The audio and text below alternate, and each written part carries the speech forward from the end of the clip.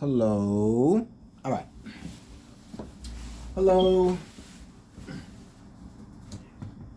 My name is, there we are.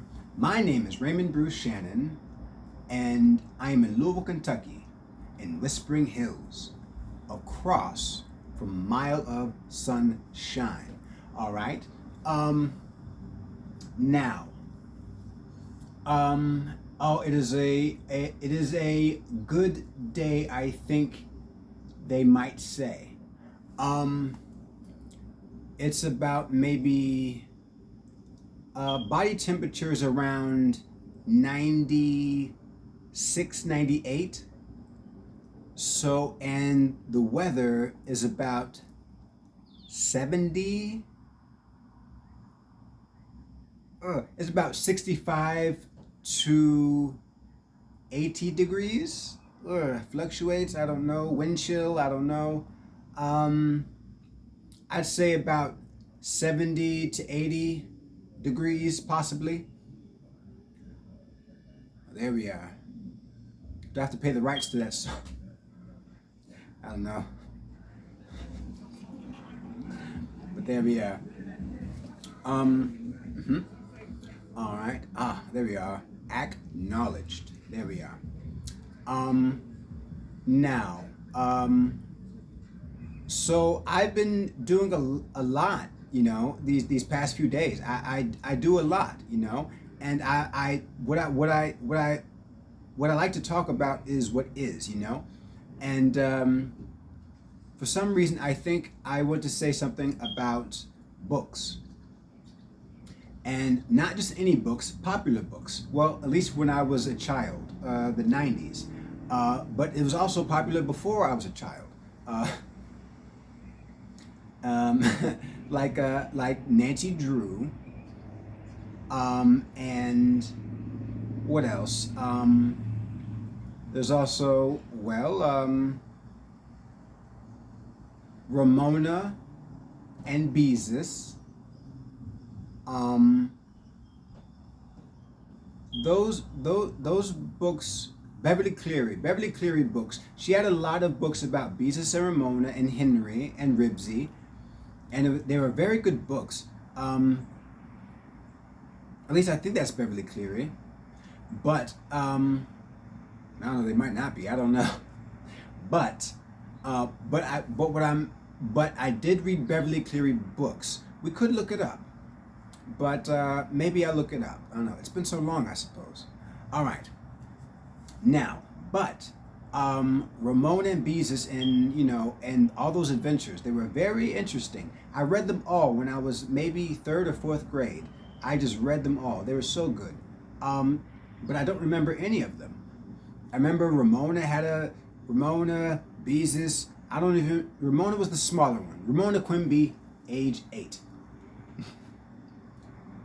It makes you do things, I suppose. She was 8. Ramona Quimby, age 8. There we are.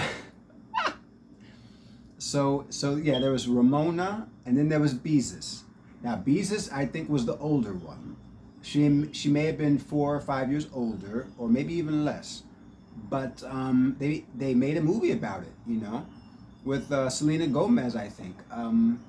She played Beezus, I think. It was a very good. I didn't. I. So there we are. But the books, so good.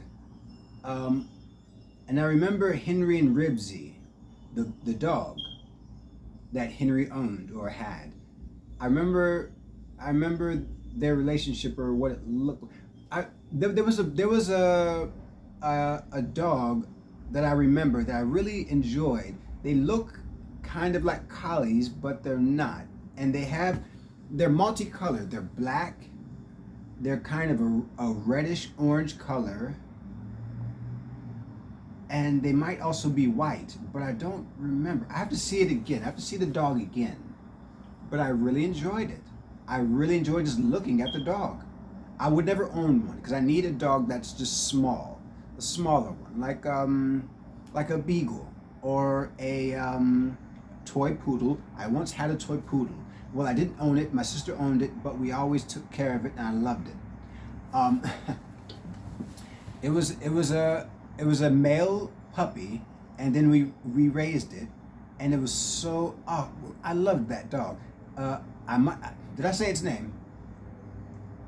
His name was Lucky. Lucky Coltrane Shannon. I loved Lucky. I didn't really train him, but he was just a friendly dog. You know, I took him out to use the restroom. Oh, I don't know if I should talk about this, but I remember they used to say to, if a dog poops in the house, to, I know, to put its nose in it and give it a nice little tap on the behind. I might have done it. But now I feel like I mean, I did it, and I did it on purpose, all right? But I don't know if I'll ever do that again. Something must have happened, and I just can't do it. But he learned, though. He learned to not bite hard.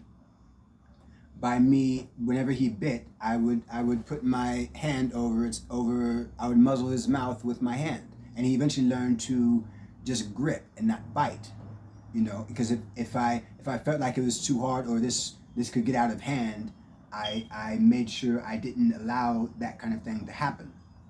So there we are. And he eventually learned to just grip instead of bite, and with his mouth, so there we are. And yeah, he was a small dog. I might have accidentally stepped on him a little, you know.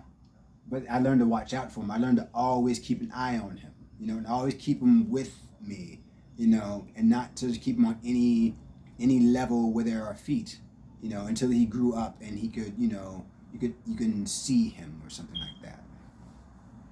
But yeah, he was a good dog. I remember I have an album called Marvelous where I said loved Lucky like myself, kissed him on the lips. Yeah, because I noticed he had lips. He's a dog, but he had lips. And I thought that was interesting. So I used to kiss him on the lips. I loved him. I used to just, mwah. I used to love that dog. But yeah, he was taken away because I didn't own him.